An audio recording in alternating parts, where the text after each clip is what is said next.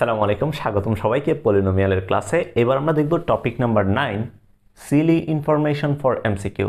এটা তুমি সিলি বলো, সিল্কি বলো, বিলকি বলো, মিল্কি বলো, তোমার যা ইচ্ছা বলো, কোনো সমস্যা নাই। এটা হচ্ছে সিল্কি ইনফরমেশন ফর এমসিকিউ, অর্থাৎ এমসিকিউতে আমাদেরকে কাজে দিবে। সো এখানে কি বলে দেখো, তোমার কাছে একটা দ্বিঘাত সমীকরণ যদি থাকে x square plus b x plus c equals to 0, অবশ্যই এ নট ইকুয়ালস টু 0 হইতে হবে, কারণ যদি এ 0 হয়ে যায় সেটা দ্বিঘাত সমীকরণ থাকবে না, সেটা একঘাত হয়ে যাবে। So A not equals to 0। এখন এখানে বলতেছে কি দেখো, সমীকরণের একটি মূল যদি শূন্য হয়, অপর মূল যদি শূন্য না হয়, তার মানে এই যে সমীকরণটা আছে এটা যে কনস্ট্যান্ট পদটা আছে সেটা 0 হবে, সেটা 0 হবে। অর্থাৎ একটি মূল যদি শূন্য হয় সি ইকুয়ালস টু 0 হবে। কেমনে বুঝলাম সেটা দেখো, সমীকরণের একটি মূল 0, অর্থাৎ আলফা সমান আমি 0 ধরলাম, আরেকটা মূল ধরলাম বিটা, রাইট? সো আমরা জানি কি আলফা ইন্টু বিটা যদি আমি করি, আলফা ইন্টু বিটা সমান c by a. So alpha যেহেতু 0, আলফা ইন্টু বিটা সমান কত আসবে? 0 আসবে। 0 equals to C by a, and not equals to 0। সুতরাং সি ইকুয়ালস টু অবভিয়াসলি কি হবে? সি ইকুয়ালস টু অবভিয়াসলি 0 হবে। তাহলে একটি মূল যদি শূন্য হয়, অপর মূল যদি শূন্য না হয়, সি ইকুয়ালস টু 0 হবে। এরপরে যদি সমীকরণের দুইটা মূলই শূন্য হয়, দুইটা মূলই যদি শূন্য হয়, তাহলে বিও 0 সিও 0, বিও 0 সিও 0। কেমনে? ধরো alpha equals to 0, beta equals to 0, beta equals to 0। তাহলে আমি যদি আলফা প্লাস বিটা করি, আলফা প্লাস বিটা মানে কত? Minus b by a. Alpha plus beta মানে কত? 0, 0 equals to minus b by a, and not equals to 0। সুতরাং এখান থেকে বি ইকুয়ালস টু কত পাবা? 0 পাবা। আবার আলফা ইন্টু বিটা সমান সি বাই এ, এটা যেহেতু 0, সো এখান থেকে সুতরাং সি ইকুয়ালস টু কত পাবা? এখান থেকে 0 পাবা। সো আমি বলতে পারি যদি সমীকরণের দুইটা মূলই যদি শূন্য হয়, তাহলে বি ইকুয়ালস টু 0 এবং সি ইকুয়ালস টু 0 হবে। ঠিক আছে। এরপরে যদি মূলদ্বয়ের যোগফল 0 হয়, যদি শুধুমাত্র মূলদ্বয়ের যোগফল 0 হয়, এই কথাটাকে অন্যভাবে বলা যায়, যদি মূলদ্বয়ের মান সমান এবং বিপরীত চিহ্ন বিশিষ্ট হয়, তাহলে বি ইকুয়ালস টু 0 হবে, বি ইকুয়ালস টু 0 হবে। কেমনে? ধরো একটা মূল হচ্ছে আলফা, আরেকটা মূল হচ্ছে মাইনাস আলফা।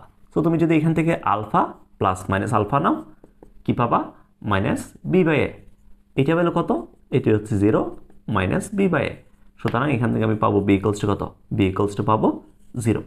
অর্থাৎ একটা দ্বিঘাত সমীকরণের যে দুইটা মূল থাকবে, দুইটা মূল যদি সমান এবং বিপরীত চিহ্ন বিশিষ্ট হয়, তাহলে ওইখান থেকে যে এক্স এর সহগ থাকবে, এক্স এর সহগটা অবভিয়াসলি 0 হবে। এরপর একটি মূল অপরটা যদি উল্টা হয়, এ ইজ ইকুয়ালস টু সি হবে। এটা খুবই ইজিলি বোঝা যায়। ধরো একটা মূল আলফা আর একটা মূল হচ্ছে 1 বাই আলফা। তুমি যদি মূলদ্বয়কে গুণ করো, alpha into 1 by alpha equals to C by A পাবা। সো ইকুয়ালস টু এখান থেকে পাচ্ছ 1 equals to C by A. সুতরাং C is equals to A, C equals to A. অর্থাৎ একটা দ্বিঘাত সমীকরণে এক্স স্কোয়ারের সহগ এবং কনস্ট্যান্ট পদ যদি সেম হয়ে যায়, তাহলে আমরা বলতে পারি আমাদের যে মূলগুলা থাকবে, মূলগুলা একটা আরেকটার উল্টা হবে, একটা আরেকটার উল্টা। এরপরে final one, last but not the least, সেটা কি? দুইটি মূলই ঋণাত্মক হলে এ বি সি একই চিহ্ন বিশিষ্ট হবে। দুইটি মূলই ঋণাত্মক হলে এ বি সি একই চিহ্ন বিশিষ্ট হবে।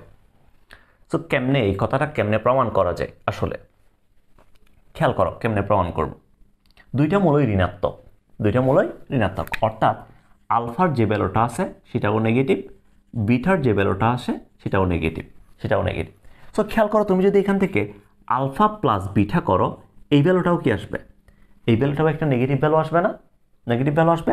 তাহলে আমি যদি আলফা প্লাস বিটা নিই, আলফা প্লাস বিটা মানে আমি এখান থেকে কত পাবো? মাইনাস বি বাই এ পাবো না?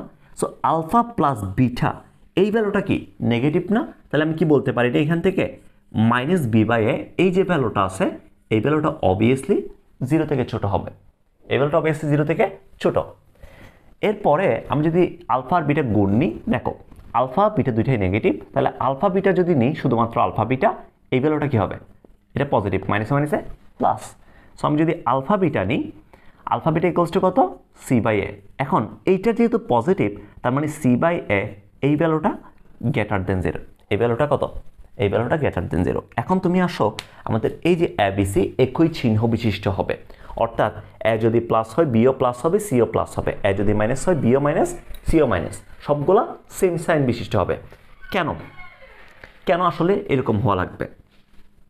দেখো, যদি বি পজিটিভ হয় এ নেগেটিভ হয়, বি পজিটিভ এ নেগেটিভ ধরো, তাহলে বি পজিটিভ এ নেগেটিভ হইলে এই যে বি ভ্যালুটা আছে, বি তো পজিটিভ রাইট, এ নেগেটিভ, সো এই বি বাই এ ভ্যালুটা এখানে একটা মাইনাস আছে সামনে, মাইনাস মাইনাসে কী হয়ে যাবে? প্লাস হয়ে যাবে। আমার এখানে চাইতেছে এই ভ্যালুটা কী হবে? এই ভ্যালুটা কী হবে? বি বাই এ, এই ভ্যালুটা আমি যদি আরেকটু সুন্দর করে দেখাই, মাইনাসটাকে যদি খাই ফেলি, তাহলে মাইনাসটাকে গুণ করে দিলে এখান থেকে পাবো b by a greater than zero, only b by a greater than zero. So খেয়াল করো, যদি বি পজিটিভ এ নেগেটিভ হয়, তার মানে b by a negative value আসতেছে, বাট আমার এখানে কি চাইতেছে? গ্রেটার দেন জিরো চাইতেছে।